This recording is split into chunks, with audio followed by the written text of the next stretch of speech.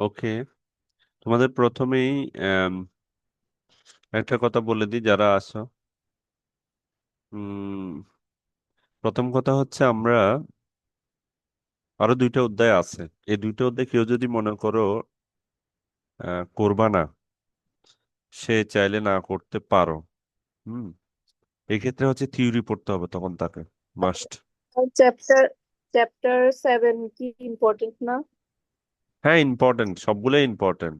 সবগুলো থেকে ম্যাথ আসবে, ইম্পর্টেন্ট না ওইরকম না। কিন্তু তোমার কোয়েশ্চেন আনসার করতে হবে তো তোমার পাঁচটা। তোমার আনসার করতে হবে হচ্ছে পাঁচটা। তোমার থিওরি আসে দুইটা, একটা অথবা দুইটা তুমি থিওরি মাস্ট পাবা। ঠিক আছে? লাস্ট।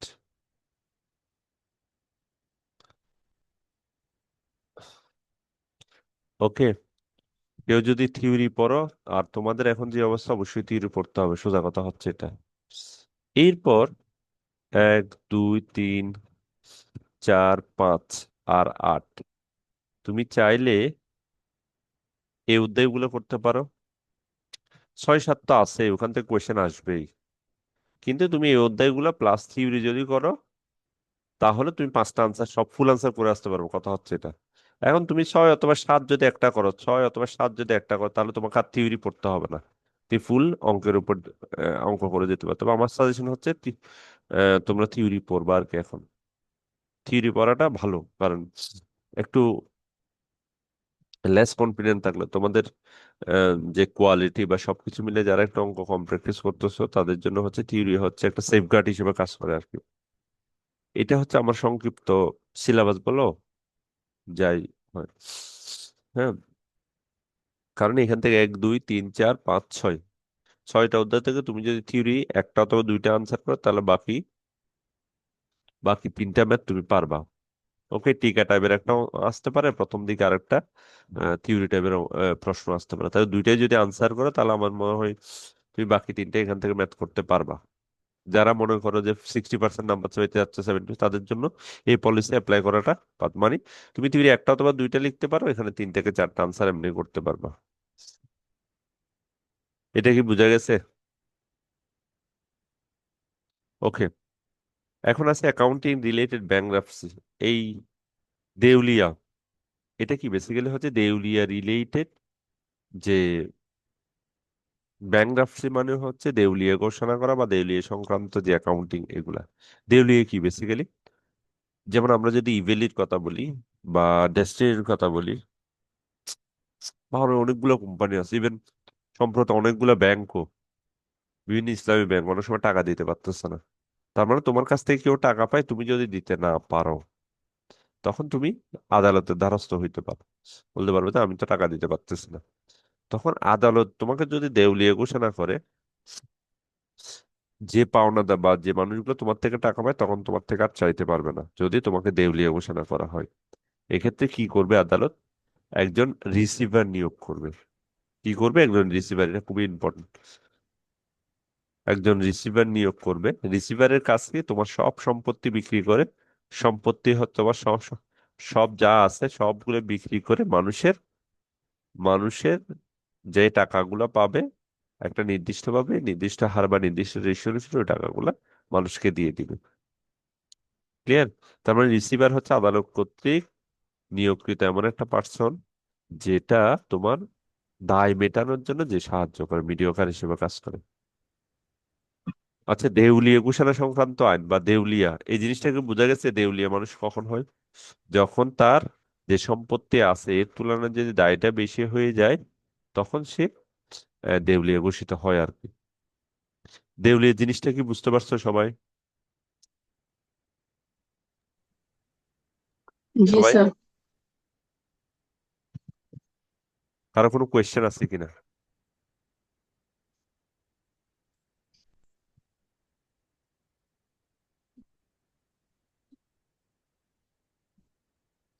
কারো কোয়েশ্চেন আছে?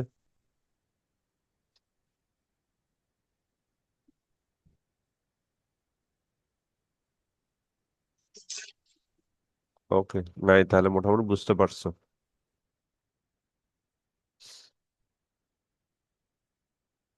এরপরও এরপর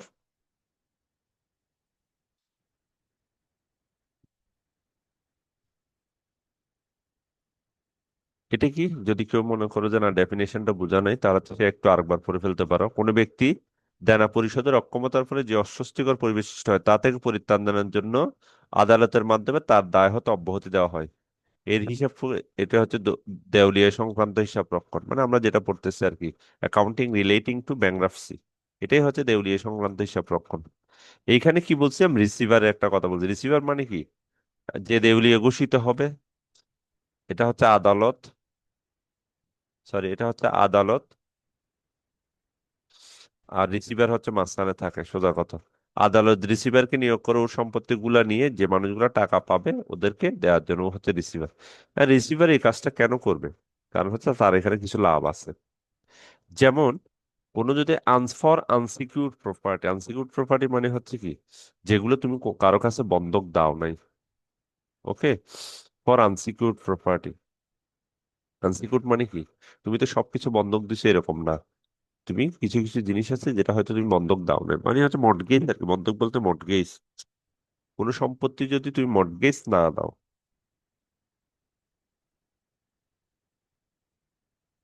কোনো সম্পত্তি যদি তুমি মর্টগেজ না দাও, আবার বলতেছি, এটা হচ্ছে আনসিকিউরড প্রপার্টি। মানে তোমার একটা বাড়ি আছে, এটা কাউকে মর্টগেজ দাও না, তখন তোমার 10 লাখ টাকা ক্যাশ আছে, 10 লাখ পর্যন্ত টাকা থাকলে ও 10% কে পাবে, রিসিভার পাবে। 10 লাখ থেকে 20 লাখ পর্যন্ত হচ্ছে 5% পাবে, আর 20 লাখের উপর হলে 1% রিসিভারের ফি হিসেবে ট্রিট হবে আর কি। ফর সিকিউর প্রপার্টি যেগুলো তুমি 4% পাবা, ওকে। ফর সিকিউর প্রপার্টির ক্ষেত্রে তুমি 10% পাবা।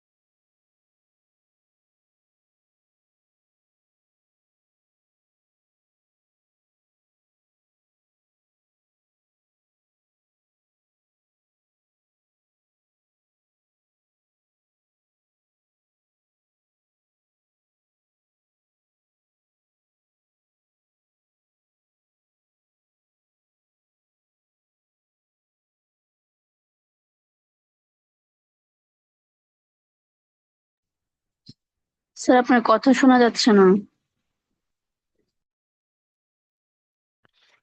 এরপরে হচ্ছে কি, দেউলিয়া যে ঘোষিত হবে, দেউলিয়া যে ঘোষিত হবে তার সব সম্পত্তিকে আমরা নিয়ে নিতে পারবো? না, আমরা সব সম্পত্তি নিতে পারবো না। সোজা কথা হচ্ছে এটাই, আমরা সব সম্পত্তি নিতে পারবো না।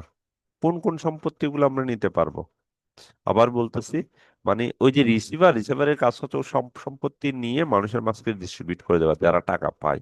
এখন কোন কোন জিনিসগুলো রিসিভার নিতে পারবে না দেউলিয়া ঘোষিত হওয়ার পরেও, যে ব্যক্তির ও যে পার্সোনালি যে জিনিসগুলো ব্যবহার করে ওগুলা, নিজের এবং পরিবারের পরিধেয় বস্ত্রাদি, গৃহস্থালী সরঞ্জাম, ও যে জিনিসগুলো পরিধান করে গৃহস্থালী, যে জায়গায় বসবাস করে, এটার এটা যদি 2500 বর্গফিট পর্যন্ত, এটার আয়তন যদি 2500 বর্গফিট পর্যন্ত হয় ওটা নেওয়া যাবে না।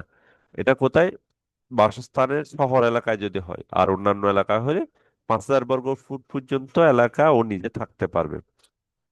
ক এবং খয়ের এই এই এই ক এবং খ, মানে এখন তোমার ব্যবহৃত যন্ত্রপাতি যদি মার্সিডিজ বেঞ্জ থাকে, তাহলে এটা কি নিতে পারবে না? না, একটা শর্ত আছে।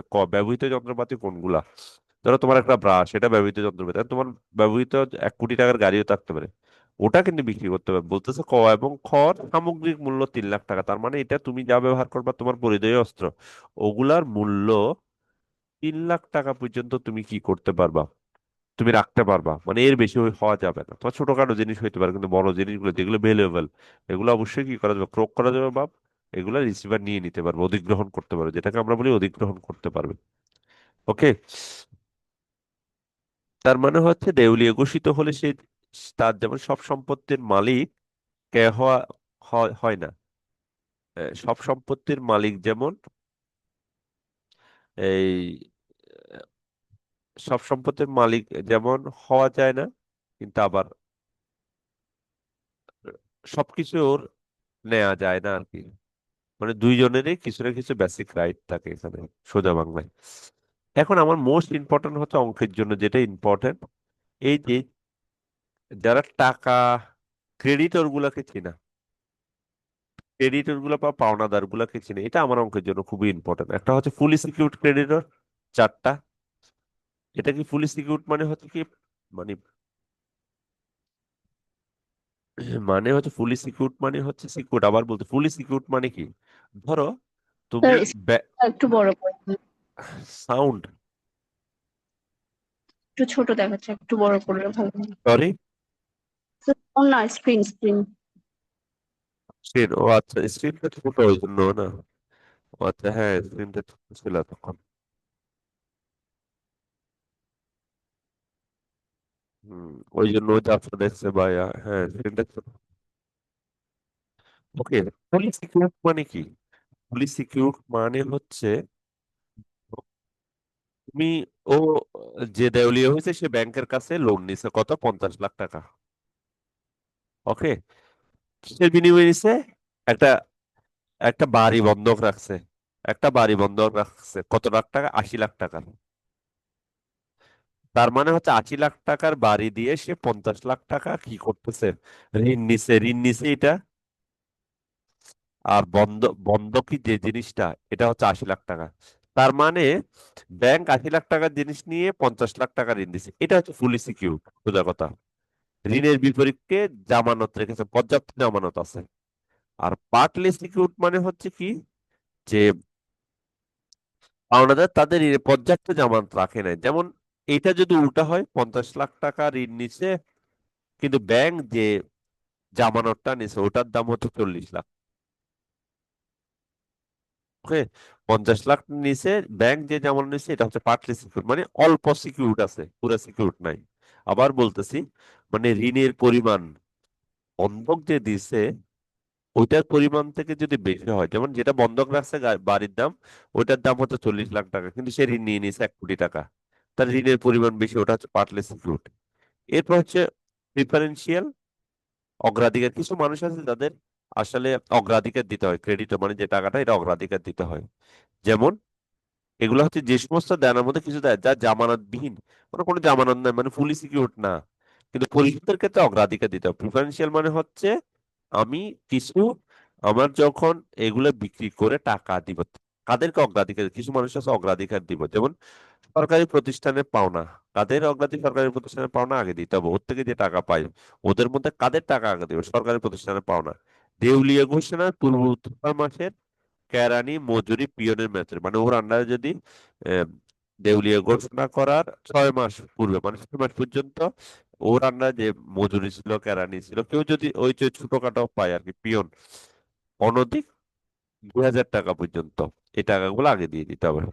আনসিকিউরড ক্রেডিটর মানে হচ্ছে একদম কোনো সিকিউরিটি নেই, সোজা কথা, কোনো প্রকার জামানত নাই, এমনি বন্ধুর কাছ থেকে 10 লাখ টাকা নিছে, মানে এটা কি, সেটা বিশ্বাসের ভিত্তিতে যে লোনটা নিছে আর কি, কারো কাছ থেকে জাস্ট ওরালি নিছে, ওটা হচ্ছে আনসিকিউরড ক্রেডিটর। ওকে। এত পর্যন্ত কি বোঝা গেছে সবাই? এই জিনিসটা কি বোঝা গেছে? স্যার প্রেফারেন্সিয়াল ক্রেডিটরটা একটু আরেকটু বুঝাই দেন। আচ্ছা, ডিফারেন্সিয়াল মানে হচ্ছে এই তিনজন মানুষকে তো টাকা দিতে হবে। মানে এগুলো হচ্ছে ক্রেডিটর, মানে হচ্ছে যে দেউলিয়া ঘোষিত হয়েছে তার কাছ থেকে যারা টাকা পায়, এটা হচ্ছে চার প্রকার। ডিফারেন্সিয়াল হচ্ছে যে অগ্রাধিকার পাবে, সোজা কথা, টাকা দেওয়ার আগে সবচেয়ে ওর টাকাটাই আগে দিতে হবে। যেমন কোনো সরকারি প্রতিষ্ঠানের কাছ থেকে যদি ও টাকা নেয়, ওর টাকাটা আগে দিয়ে দিতে হবে। ওকে। আর দেউলিয়া ঘোষণার পূর্বে যদি ওর আন্ডারে কোনো শ্রমিক থাকে যাদের মজুরি দেওয়া হয় নাই, মানে ছোটখাটো টাকা আর কি, ওর আন্ডারে কোনো কেরানি আছে, ওর টাকা দেওয়া হয় নাই, এটা কত, মাত্র 2,000 টাকা। মানে 2,000 টাকা বুঝে এই টাকাটা আগে দিয়ে দেওয়া হয়, ছোটখাটো বিল আর কি, দরকার কেউ হয়তো ওর থেকে মানে মজুরি কোনো জিনিস টিনিস আনছে, ওই টাকাটা আগে দিয়ে দিতে হবে, সেটা 2,000 টাকা পর্যন্ত। ক্লিয়ার এটা? জি স্যার। এই জিনিসটা আমার মানে হচ্ছে এই অধ্যায়ের কি বলা যায়, আম, উম, এই আটটুক পর্যন্ত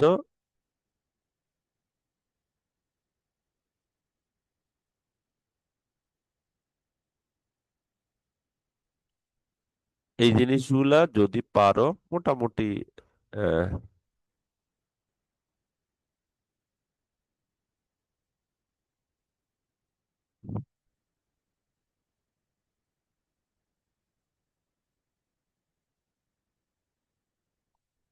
এরপর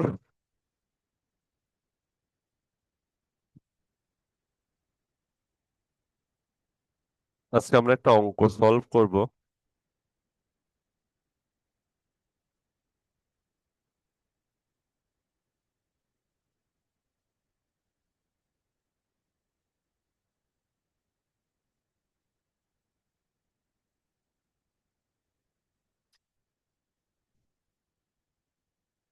দেখা যাচ্ছে?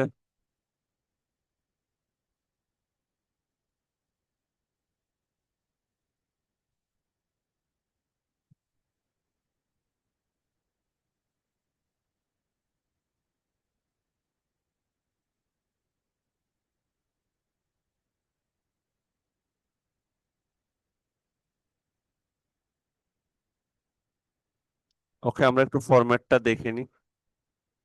আমরা এই অধ্যায়টা করার একটা কারণ হচ্ছে এই জিনিসগুলো আমি আলোচনা করছি। তোমাকে বেসিক্যালি হচ্ছে কি এখানে আহ,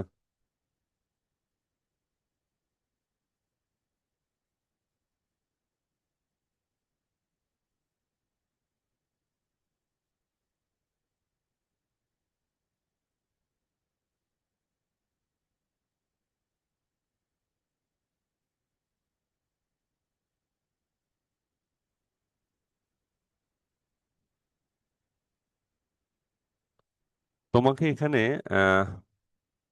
বেসিক্যালি হচ্ছে name of the deficient account, এখানে তোমাকে বেসিক্যালি এইটা বের করতে দিতে হইতে পারে, এটা এটা বের করতে, ডিফিসিয়েন্ট অ্যাকাউন্ট আর আচ্ছা স্টেটমেন্ট অফ দ্য অ্যাফেয়ার্স। এটা ফরম্যাট কি, ডিফিসিয়েন্ট অ্যাকাউন্টে কোন জিনিসটা থাকে, ডিফিসিয়েন্ট অ্যাকাউন্টে একটা হচ্ছে capital, interest on capital, net income, profit on other asset, deficiency as per statement, আর একটা হচ্ছে অ্যাফেয়ার্স যেটা বের হবে। এখানে কি থাকে, ড্রয়িং। ওকে, এটা হচ্ছে ডেবিট পাস ধরতে পারো, এটা হচ্ছে ক্রেডিট পাস ধরতে পারো। Interest on drawing, net loss, loss on other asset, bad debt, loss on bill discount, receiver fee, loss on gambling. Okay. আবার বলতেছে এই জিনিসগুলো কোন জিনিসগুলো এই পাশে বসে, কোন জিনিসগুলো ডেবিট পাশে বসবে, কোন জিনিসগুলো ক্রেডিট পাশে বসবে, ডিফিসিয়েন্সি অ্যাকাউন্ট। তাহলে ক্যাপিটাল রিলেটেড যে জিনিসগুলো যেমন net income, profit, deficiency as per স্টেটমেন্টটা এই পাশে বসে, বাকি জিনিসগুলো এই পাশে বসে কোনগুলা, drawing, interest on drawing, net loss, loss on other asset. এরপর এখানে স্টেটমেন্ট অফ অ্যাপিয়ার্স কি কি বসে, দেখো, asset, book value, estimated to produce. Estimated to produce মানে হচ্ছে যে জিনিসটার মূল্য আর যে জিনিসটা বর্তমানে চলতেছে, আর গ্রস লাইবিলিটি আছে কিনা। এখানে কি অ্যাসেট আর এটা হচ্ছে liability.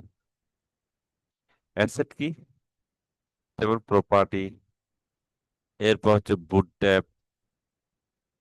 Good doubtful ডেপ্ট, less receiver ফি, সারপ্লাস এস পার কন্ট্রা, এগুলো একবার পড়ে ফেলবা আর কি। ওকে। আমরা অঙ্ক করলে এগুলো আর একটু ক্লিয়ার হবে। লাইবিলিটি কোনটা? বেসিক্যালি হচ্ছে ওই যে চার ধরনের লাইবিলিটি। লাইবিলিটি মানে হচ্ছে কি আমাদের থেকে টাকা পায়, যে যে দেউলিয়া ঘোষিত হয়েছে তার থেকে যে টাকা, যেমন ফুলি সিকিউরড ক্রেডিটর, লেস কি value of security, surplus as per contract, surplus অর্থ মানে ফুলি সিকিউরড মানে হচ্ছে যে যে টাকাগুলা ফুলি সিকিউরড, মানে আমাকে চার ধরনের ক্রেডিটর গুলা আগে নির্ণয় করে ফেলতে হবে। ফুলি সিকিউরড ক্রেডিটর বলতে বলতে আমি বুঝাচ্ছি, ফুলি সিকিউরড ক্রেডিটর কাকে বলে এখন বললাম, কে বলতে পারবা? এখানে partly security, preferential security, unsecured মানে মানে তুমি যে দেউলিয়া হয়েছে সে লোন নিছে কম, কিন্তু সিকিউরিটি ভ্যালু হচ্ছে বেশি, মানে বন্ধকি বা মর্টগেজ যে অ্যাসেটটা আছে ওটার ভ্যালু। ওই জন্য হচ্ছে কি সবসময় এটা যদি 50,000 হয়, ভ্যালু অফ সিকিউরিটি সবসময় কত হবে? বেশি হবে, যেমন 80,000। তার মানে সবসময় সারপ্লাস থাকবে এখানে, এই জন্য সারপ্লাস। কেন সারপ্লাস সবসময় থাকবে? ওই জন্য সারপ্লাস আছে বলেই তো একটা ফুলি সিকিউর। এই জিনিসটা কি বোঝা গেছে? এরপর হচ্ছে পার্টলি, এখান থেকে value of security, preferential credit, value of security, unsecured, মানে এই চারোটা এখানে লিখবো আমরা। তার লাইবিলিটির পাশে এই চারোটা লিখবো, আর বাকিটা অ্যাসেট।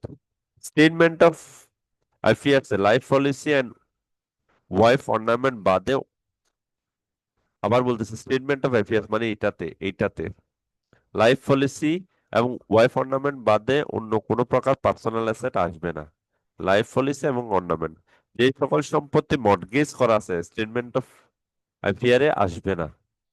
যদি রেওয়া মিল তৈরি করার প্রয়োজন হয় তাহলে রেওয়া মিলে personal asset, life policy, warranty, ornament, contingent liability আসবে না। অ্যাসেট এবং লাইবিলিটি গুলো বুক ভ্যালুতে বসবে। অ্যাসেট ও লাইবিলিটি এই এই তিনোটা জিনিস খুবই ইম্পর্টেন্ট। আবার বলতেছি এই তিনোটা লাইন অঙ্ক করার জন্য খুবই ইম্পর্টেন্ট। এইখানে কিছু বুঝো নাই, কেউ কি কিছু না বুঝলে একটু পর্যন্ত প্রশ্ন করতে পারো। এই দুইটা জিনিসে তোমাকে বেসিক্যালি বের করতে হবে, এই দুইটা ফরম্যাটেই তোমাকে বের করতে হবে। কেউ বুঝো নাই আসো, বা কোনো টপিকস বুঝো নাই? স্যার লস অন গ্যামলিং এটা কি? গ্যামলিং মানে হচ্ছে জুয়া আর কি, জুয়াতে হারতো। আচ্ছা। আর স্যার একটু আগে যে আমরা রিসিভার ফিটা পড়ছি, এটা কি রিসিভার কাজ করার পরে ওরা একটা ফি নেয় সেটা? হ্যাঁ ও ফি নেয়, ও ও যে এগুলা সবগুলা কাজ করবে ওগুলোর জন্য ফি, এটা হচ্ছে রিসিভার ফি। স্যার তাহলে টাকার অ্যামাউন্ট বাড়লে পার্সেন্টেজটা কমছে কেন? ওর ফিটা বাড়বে। ধরো 1 লাখ টাকার জন্য আর 1 কোটি টাকার জন্য অনেক না ফি? মানে এক এখানে লাখ ছিল টাকার জন্য ten up to percent 10 lakh. বুঝি নাই। ওর ফিটা আপ টু আসলে 10 লাখে ছিল 10%। আপ টু 10 লাখ পর্যন্ত কত? 10%। কিন্তু এটা টেন যদি পার্সেন্ট ছিল। হ্যাঁ কম কম তো হবেই স্বাভাবিক, ওর ফিসটা তো নাহলে আকাশ ছোঁয়া হয়ে যাবে। যত ধরো 1 কোটি টাকার উপর তো 10% দেওয়া যাবে না, 10 লাখ টাকার উপর 10% মানে ওখানে 10,000 টাকা পাবে। 1 কোটি টাকার উপর তো ওই তো 1 লাখ টাকা পাই যাবে, তাহলে মানুষকে দিবে কি? ওই জন্য এটা 1%, কিন্তু 1 কোটি টাকার উপর 1% হলেও এটা 10,000 টাকা ঠিকই। ও, ঠিক আছে। সরি, এটা 1 লাখ টাকা। 1 কোটি টাকার উপর 1%, 10% হলে 10 লাখ টাকা হয়ে যাবে। ওকে। আচ্ছা আমরা যে এখানে কারো সমস্যা আছে অন্যরা?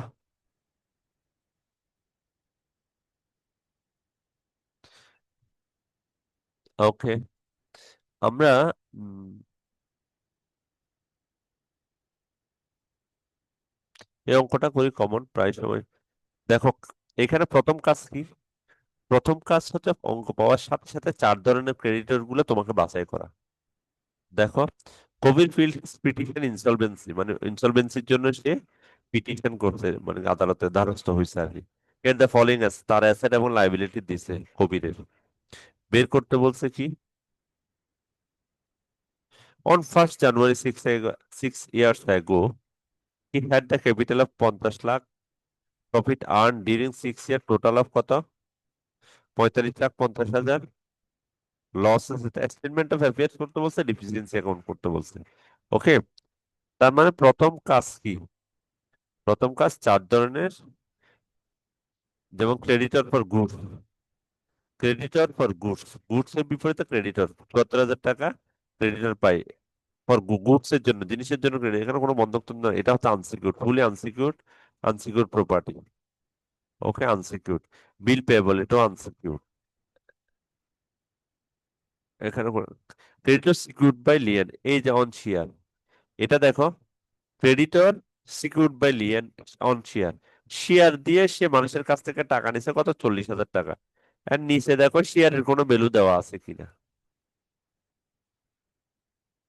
৪০,০০০ টাকা শেয়ার, এই যে শেয়ারের ভ্যালু দেওয়া আছে, শেয়ারের ভ্যালু এস্টিমেটেড রিয়েলাইজ থেকে, এখন যদি বিক্রি করো ১৫,০০০ টাকা শেয়ার, যদি এখন বিক্রি করো ১৬,০০০ টাকা পাবা।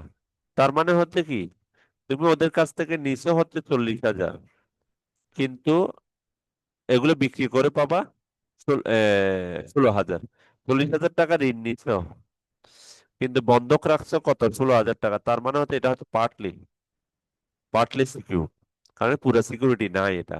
৪০,০০০ টাকা ঋণ নিছো, কিন্তু যে জিনিসগুলার বন্ধকি রাখছো ওগুলোর দাম ১৬,০০০, তাহলে পার্টলি। তাহলে এগুলোর দাম যদি ৪৬,০০০ হইতো, তখন এটা হচ্ছে ফুলি সিকিউর। ওকে, আর এগুলো কিছুই রাখে না, এগুলো হচ্ছে আনসিকিউর। তার মানে এইভাবে করে করে তুমি, দাম দেওয়া থাকলে এইভাবে করে করে তোমাকে কি কি বের করতে হবে, এই জিনিসগুলো বের করতে হবে। তাহলে এরপর আমাকে কি করতে হবে, প্রথমে প্রথম ওয়ার্কিং করে নিতে হবে এজ এ সিকিউর। যেমন calculation on fully secured creditor, fully secured creditor কয়টা আছে এগুলো আগে ক্যালকুলেশন করতে হবে। এই যে partly secured creditor, fully secured creditor, unsecured creditor. Okay, ডিফারেন্সিয়ালটা, এই তিনোটা সিকিউরড ক্যালকুলেশন করে বের করতে হবে আগে। তাহলে fully secured creditor, fully secured, fully secured, আমি এটা আনসিকিউরড, আনসিকিউরড, এটা পার্শিয়াল সিকিউরড, এটা পার্শিয়াল সিকিউরড, এটাও পার্শিয়াল সিকিউরড হবে। Okay, mortgage on mill, mortgage on mill দিছে কত, ১০,০০০ টাকা। আমি এটা একটু করে দেখি, আমার নিচে mortgage on mill, mill mortgage রেখে তুমি ১০,০০০ টাকা নিছো, এখন মিলের দাম দেওয়া আছে, মর্টগেজ অন মিল, মিলের দাম দেওয়া আছে, এই যে মিল, মিলের দাম দেওয়া আছে কত, ২০,০০০। এটা এস্টিমেটেড টু রিয়েলাইজ হচ্ছে কত, ১১,০০০। ওকে, এই দেখো, এটা ১১,০০০ টাকা বিক্রি করে পাবা, কিন্তু তুমি লোন নিছো কত, তুমি লোন নিছো হচ্ছে ১০,০০০, আর ১১,০০০ টাকা বিক্রি করে পাওয়া, তার মানে এটা বেশি, তার মানে আরো ১,০০০ টাকা বেশি, তার মানে এটা হচ্ছে ফুলি সিকিউরড। ওই জন্য এটা ফুলি সিকিউরিটির ওখানে লিখছে, ফুলি সিকিউরিটির ওখানে লিখছে। Creditor secured by lien on stock. Okay, এটা দরকার নাই আমার, এই শুধুমাত্র একটা লিখলে হবে, এত কিছু লেখার দরকার নেই। ওকে, আবার সরি, ঠিক আছে, এটা এটা এভাবে লিখতে হবে, amount of liability value of security, ঠিক আছে, এটা ১০,০০০ টাকায়, ভ্যালু অফ সিকিউরিটি হচ্ছে ১১,০০০ টাকা। এরপর creditor secured by lien on stock, থেকে উল্টা পড়ছে নাকি, তারপর হচ্ছে কি, আচ্ছা এটা পার্শিয়াল সিকিউরড না, এটা আন্দাজে বলে ফেলছি আমি। Creditor secured by lien on stock, stock নিয়ে ও ১৫,০০০ টাকা লোন নিছে, তাহলে এটা কি, স্টকটা দেখে স্টকের মূল্য কত, মানে স্টক রেখে লোন নিছে ১৫,০০০ টাকা, এই যে স্টকের দাম দেওয়া আছে কত, ৪০,০০০ টাকা। তার মানে হচ্ছে ৪০,০০০ টাকা বন্ধক রেখে সে ১৫,০০০ টাকা লোন নিছে, তার মানে এটা হচ্ছে ফুলি সিকিউরড, এই যে ফুলি সিকিউরড। ওকে, এই দুইটা যোগ করে ২৫,০০০, সিকিউরিটি আছে ৫০, এটা আছে। তার মানে ওই যে সিকিউর প্রপার্টির ক্ষেত্রে ৪%, আমরা করতাম রিসিভার ফি, ৪% ফি পাবে সে, তাহলে কত, এটার উপর ৪%, এই যে ৪%, ৪% নিয়ে নিছে। ওকে, ৪% নেওয়ার ফলে এই ৪% বিয়োগ দিয়ে ৪৮,০০০, আর লাইবিলিটি হচ্ছে ২৫,০০০ টাকা। ওকে, এখানে ২৫,০০০ টাকা, ঠিক এরকম ভাবে পার্শিয়াল সিকিউরিটি বের করছে। পার্শিয়াল সিকিউরিটি ওই যে এটাতে শেয়ার সিকিউরিটিটা বললামই, ৪০,০০০ টাকা আর ১৬,০০০ টাকা, এখান থেকে কি ৪%। এরপর হচ্ছে আনসিকিউর্ড, আনসিকিউর্ড কোনগুলা, ক্রেডিটর ফর বিল পেয়েবল, এরপর হচ্ছে লাইবিলিটি এন্ড বিল ডিসকাউন্টিং, দেখি liability and bill discounting, expected to rent কত, ৪,০০০ টাকা, লাইবিলিটি এন্ড বিল ডিসকাউন্টিং কত, ৭,০০০ টাকা। তার মানে হচ্ছে এগুলো কোনো কোনো কিছুই রাখে নাই। ক্রেডিট ফর র্যান্ড রেট, তার মানে এটা লিখছে এক্সপেক্টেড টু র্যাঙ্ক 74,000, 5,000, এটার ওখানে লিখছে 3,000, 500, 500। Expected to liability on bill discount RAND হচ্ছে কত? 3,000 টাকা, ওই যে 3,000 টাকাটা এখানে লিখছেন। তাহলে গ্রস লাইবিলিটি হচ্ছে এটা, এক্সপেক্টেড টু র্যান্ড হচ্ছে এটা। ওকে, এখন আমরা কি করছি, স্টেটমেন্ট অফ অ্যাফেয়ারে এই জিনিসগুলো লিখে ফেলবো, শুধু দেখে দেখে লিখা, এখন ওগুলো কোনো কাজে নেই। এই যে 25,000, 46,000 এটা লিখবো। তাহলে ফুলি সিকিউরিটির ক্ষেত্রে 25,000, 48,000 লিখছি। 48,000, এই যে 25,000, 48,000, 40,000, 15,000 লিখবো। 87,000, 83,000 লিখবো। ওকে, এরপর প্রিফারেন্সিয়াল ক্রেডিটর আছে কিনা এগুলো আমরা লিখবো।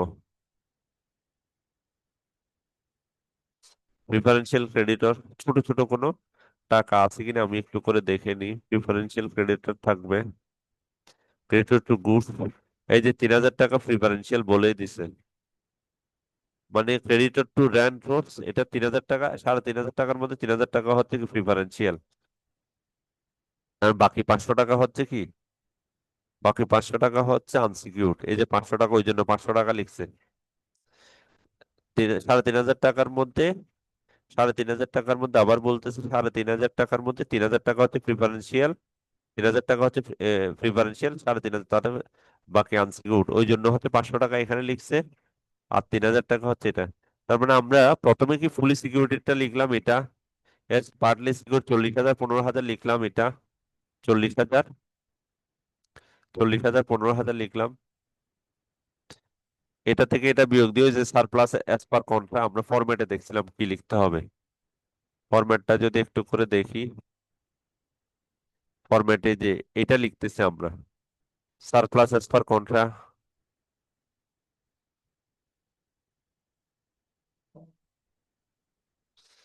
ওকে, এরপর পার্টলি ক্রেডিটর 15,000 লিখলাম, বিল অফ প্রিফারেন্সিয়াল এই যে দুইটা পাইছি 3,000, আর ডিডাক্ট অ্যাজ পার 3,000।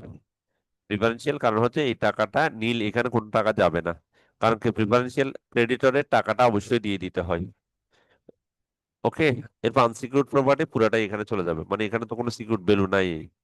আর এখানে হচ্ছে পার্টলি মানে হচ্ছে 40,000 টাকা পাবো, সিকিউরিটি 15,000 টাকা, বাকি টাকাটা এখানে যাবে, লাইবিলিটিতে যাবে। আর এখানে হচ্ছে এটা যাবে না, এটা উল্টা কি হবে, যোগ হবে। কারণ কি, কারণ আমি মানুষের কাছ থেকে নিছি 25,000, কিন্তু ওর কাছে আমার আমার সম্পত্তি রয়ে গেছে, মানে যে দেউলিয়া হয়েছে ওর 48,000 সম্পত্তি রয়ে গেছে। তার মানে হচ্ছে এটা তো লাইবিলিটি না, এক্সপেক্টেড রিটার্ন মানে যেটা লাইবিলিটি, এটা আরো উল্টা, এক্সট্রা টাকা দেউলিয়া যে ঘোষিত হয়েছে সে পাবে। তাহলে এটা গেল এখানে নীল আনসিকিউরড, তার মানে দুইটা, কোনটা যাবে, পার্টিয়াল সিকিউরিটি থেকে বিয়োগফলটা যাবে, আর এটা যাবে। এটা যদি তুমি নিজে বুঝো, জিনিসটা রিয়েলাইজ করো, তুমি নিজেই বলতে পারবা কোনটা যাবে, কোনটা লাইবিলিটির কোন অংশটা যাবে। তুমি লোন নিচ্ছ 50,000 টাকা, কিন্তু জামানত রাখছো 80,000 টাকা, এটা কি লাইবিলিটি, লাইবিলিটি বাড়বে? মানে আমি যখন লাইবিলিটি ক্যালকুলেশন করব তখন কি এটা যাবে? না জেসমিন, স্যার, এটা যাবে না। যাবে না, ওই জন্য এখানে নীল দিছে, এই যে নীল। ওকে, এতে প্রিফারেন্সিয়ালটা দিয়ে দিতে হয়, ওই জন্য নীল, বাকি দুইটা যাবে। ওকে, এরপর আনসিকিউরড এই পাশে কি হবে, অ্যাসেট গুলা বসবে। অ্যাসেট, অ্যাসেট কি, কি কি অ্যাসেট আছে, বাকিগুলো সব বসবে। সোজা কথা হচ্ছে এখন যা বসাইলাম বাকিগুলো বসবে, যেমন ক্যাশ, বিল অফ এক্সচেঞ্জ, এই জিনিসগুলো এখানে বসবে। কনসাইনমেন্ট, ওকে, এই যে merchant account, furniture, miscellaneous account, এরপর বুক ডেপ্ট, এগুলো আলাদা নাম দিয়ে নিয়ে দিয়ে লিখছে আর কি, গুড ব্যাড অ্যান্ড ডেপ্ট।